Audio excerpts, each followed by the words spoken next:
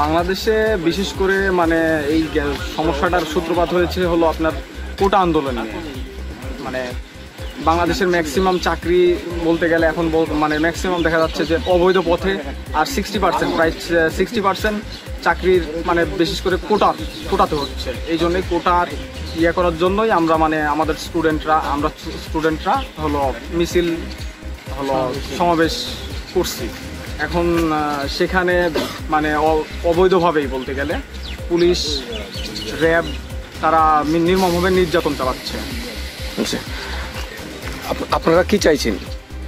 আমরা চাচ্ছি সুন্দর একটা দেশ, মানে সঠিকভাবে ভালোভাবে বাঁচতে চাই আমরা।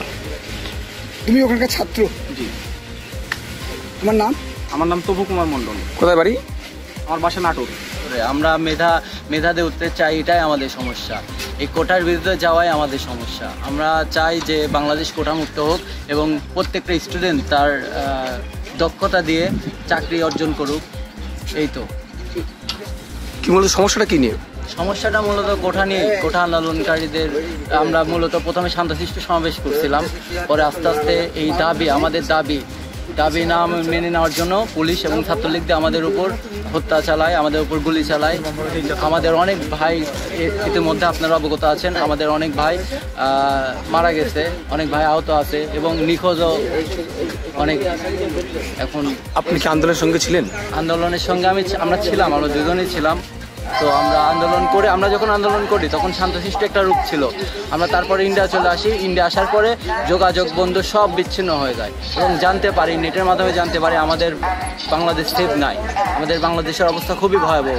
এখন বর্তমান কি পরিস্থিতি বাংলাদেশের পরিস্থিতি? এখন কারফিউ জারি করা হয়েছে, আমাদের ওপর পুলিশ অনবশ্য গুলি করতেছে। আসলে কোনো নিচ্ছদে নাই যে পুলিশ গুলি চালাবে আমাদের ওপর, এরকম কোনো আইন নাই যে কোনো দেশের কোনো পাবলিক সার্ভেন্ট কোনো জনগণের উপর গুলি চালাবে। কি নাম আপনার? আমার নাম নির্ঝর শেখ। কিসে পড়েন? আমি আইন ও বিচার বিভাগে। কোন বিদ্যালয়? Bangladesh army university, science and technology. হ্যাঁ, ইনশাল্লাহ এখন বর্তমানে স্বাভাবিক। এই যে গন্ডগোল বা ছাত্রছাত্রীদের গুলি, এটা কি বলবেন? এটা আর কি বলবো, বলে এটা মানে নাশকতা আদার্স থার্ড পার্টি দিয়ে এগুলো বাধাচ্ছে। যেগুলো ছেলে স্টুডেন্টের মধ্যে ওইগুলো সীমাবদ্ধতা হয়ে গেছে। এখন বর্তমানে গত 2-3 দিন আমরা বিরোধী দল বা জামাত শিবিরের মধ্যে দিয়ে এগুলো নাশকতা জ্বালাও পোড়াও এগুলো নৈরাজ্যের সৃষ্টি। দাবি কি তাদের? স্টুডেন্টদের দাবি ছিল কোটা সমন্বয় করা। কোটা সমন্বয় হয়ে গেছে। 56% ছিল, ওইটা এখন কমায় দিয়ে 20% রাখছে। আপনারা কি চাচ্ছেন? এখন যেটা শিডিউল দিচ্ছে ওইটা ঠিক আছে। হ্যাঁ। কি নাম আপনার? অ্যাডভোকেট নাইমুর রহমান। কোথায় বাড়ি?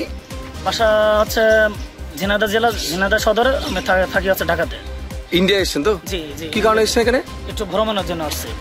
খবরের মাধ্যমে আমরা শুনতে পেরেছি বাংলাদেশে একটা আন্দোলন সংগঠিত হয়েছে। সেই আন্দোলন সংগঠিত হওয়ার ফলে ওখানে একটা বিশাল আকারে আর কি গোলযোগ, ছাত্রদের উপর আক্রমণ, গুলিবিদ্ধ হয়ে অনেক ছাত্র মারা গেছে। সেই কারণে গতকালে আমাদের ইন্ডিয়া থেকে মৈত্রী ট্রেন গেছে, কিন্তু এখনও পর্যন্ত বাংলাদেশ থেকে কোনো মৈত্রী ট্রেন আসেনি। সংবাদের মাধ্যমে শুনতে পেরেছি আজ এবং আগামীকাল 2 দিন মৈত্রী ট্রেন বন্ধ থাকবে।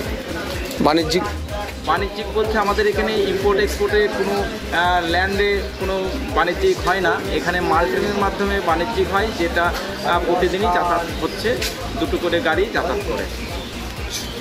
কোনো রকম সমস্যা সেভাবে কি মানুষ চলাফেরা করতে আসছে? ব্যাপার হচ্ছে সমস্যা, মানুষ আতঙ্কে বাইরে বেরোচ্ছে না।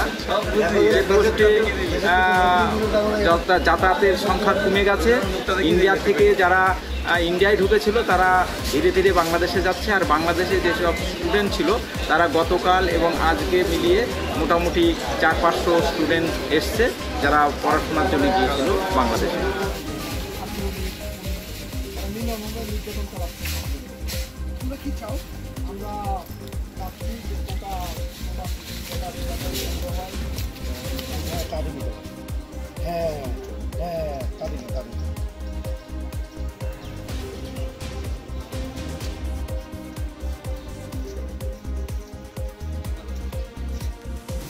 আমাদের ভিডিও ভালো লাগলে লাইক এবং শেয়ার করুন।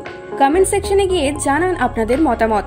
আরও ভিডিও পেতে আমাদের চ্যানেল সাবস্ক্রাইব করুন এবং প্রতি মুহূর্তে খবরের আপডেট পেতে প্রেস করুন বেল আইকন।